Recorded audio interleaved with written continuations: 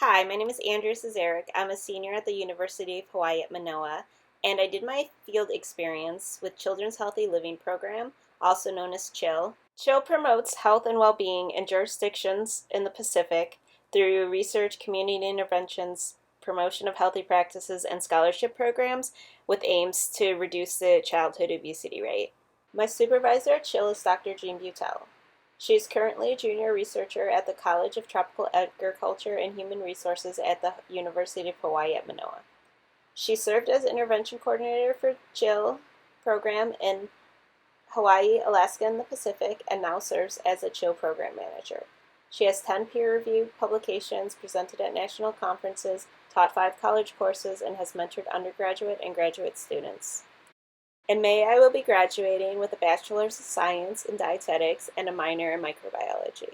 I'll be applying for programs that combine a Master's in Science Nutrition with a dietetics internship.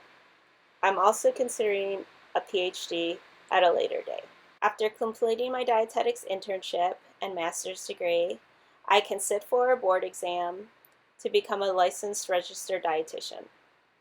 After which I plan to work in a clinical setting for a few years to gain experience with the goal of eventually opening a private dietetics practice.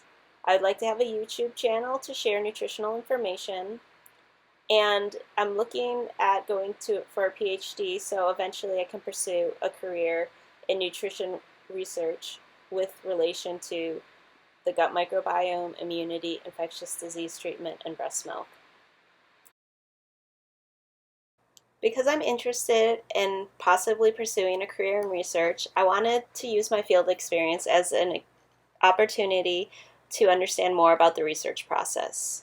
Therefore, I chose CHILL to work with because it offered me an opportunity as a research assistant to formulate a research question and use previously collected data to answer it. Dr. Butel and I sat down and wrote out learning objectives for my field experience. These consisted of the following objectives: to understand the research process better, to learn research ethics and gain approval to handle research data, learning to write a research question, learning to code research data and input into a database, learning basic descriptive analytical skills, and to practice writing a poster presentation. The most important learning objective was to understand the research process. The reason why I'm considering this the most important learning objective is because all the other learning objectives kind of lead up to this one. To understand the research process, I had to first gain approval and clearance.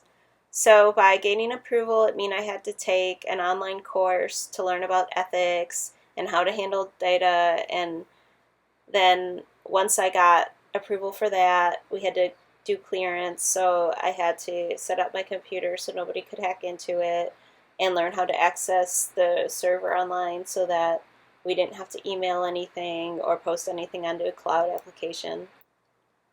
I had to learn how to write a protocol so that the process could be repeated and people could understand what exactly I was doing to get the output that I got.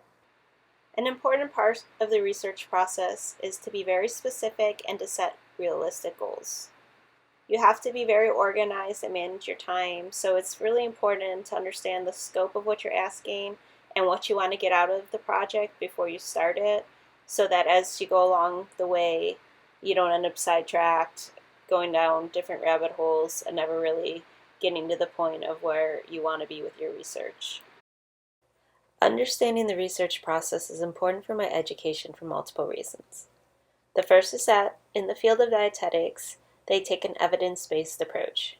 Reading and evaluating current research journals are an important role in any dietitian's career. We must be able to understand the research process so that we can decide whether research that we read is valid or not. It is also important for me to learn as much as I can about the research process since I am interested in pursuing a career in it. It would be a great amount of time and energy to put into a PhD program if I am not sure that that is the career direction that is right for me. The most important professional skill I gained was learning how to write a protocol. A protocol is a detailed explanation of how data is coded. This allows others to repeat the process. For example, if another CHILL employee wanted to repeat the work I did for another community they work with, they would be able to. Using the same protocol would help the results be comparable. It also gives them an opportunity to check my work to see if I am getting accurate results. Having a defined protocol also helps others in the medical and scientific community understand how the data was coded so they can properly evaluate it and repeat the experiment if they choose to. My recommendations for future students when preparing for their field experience is to start looking for placement early. Some processes like getting cleared to work in a clinical setting can take time, or in my case, getting cleared to handle the data and getting access to it. I also believe that it is very important to recognize the value of your mentor's time. Dr. Butel cleared an hour for me every week to help me stay on track and answer any questions I had. There are probably a million other things that she could have been doing with this time, so I really appreciated that she gave it to me freely. Another tip is to find relevant placements specific to your career goals. When I was deciding where I would like to go for my field placement, I scheduled a meeting with one of my teachers to get ideas and contacts. I had considered looking for a position as a dietary aide to get clinical experience, but I had decided that I would be getting plenty of clinical experience during my internship and decided to use this opportunity to learn more about the research process instead. And finally, my last tip is to act professionally. Even though the field experience may not be a paid job, it is an opportunity to make a good impression on those already working in the industry you want to be in. It is a chance to get a good reference and may lead to other opportunities in the future that could be beneficial to your education or career. This includes showing up punctual on time for work or meetings and dressing appropriately.